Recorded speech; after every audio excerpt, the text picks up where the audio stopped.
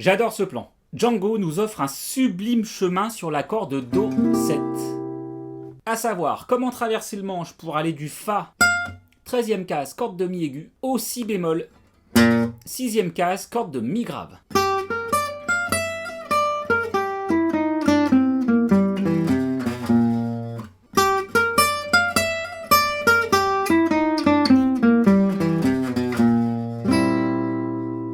Ce plan est sublime, carré, musical. Avec les deux doigts de Django, ça donne ça.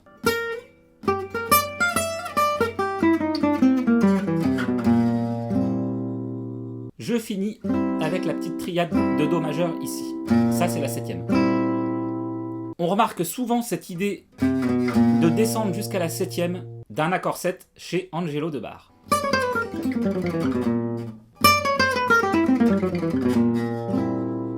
Je te le rejoue doucement.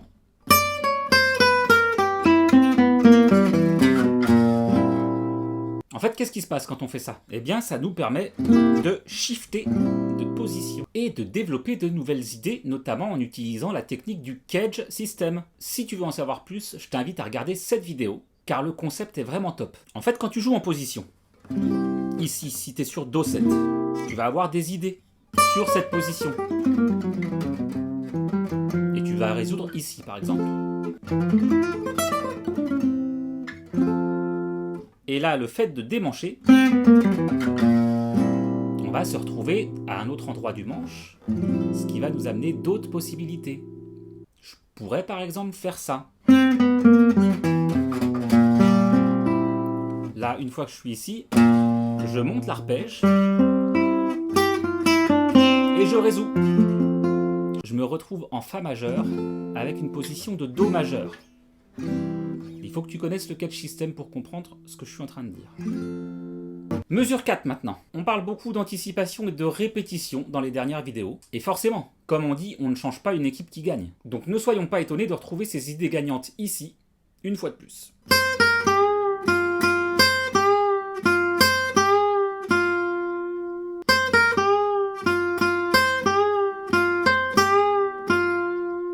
Répète plusieurs fois le même motif. Donc si tu regardes sur Do 7, Django pense déjà et joue l'accord suivant. Donc mesure 5, 6 et 7, le plan est répété 3 fois, mais la chose nouvelle que nous allons voir ici, c'est l'utilisation de la tierce mineure pour donner un côté bluesy.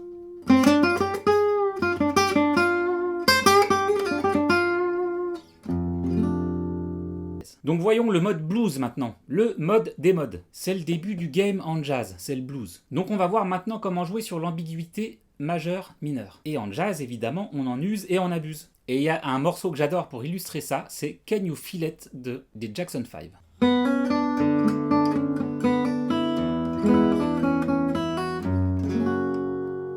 Si t'écoutes bien, sur cet accord, dans le morceau, on entend ça.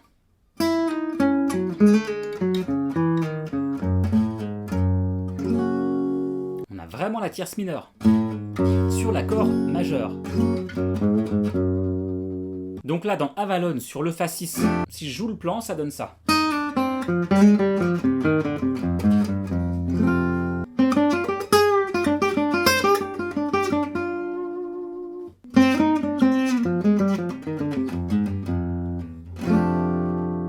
Donc qu'est-ce qu'on fait là-dedans? On utilise la sixte. La sixte, c'est vraiment une note importante en jazz.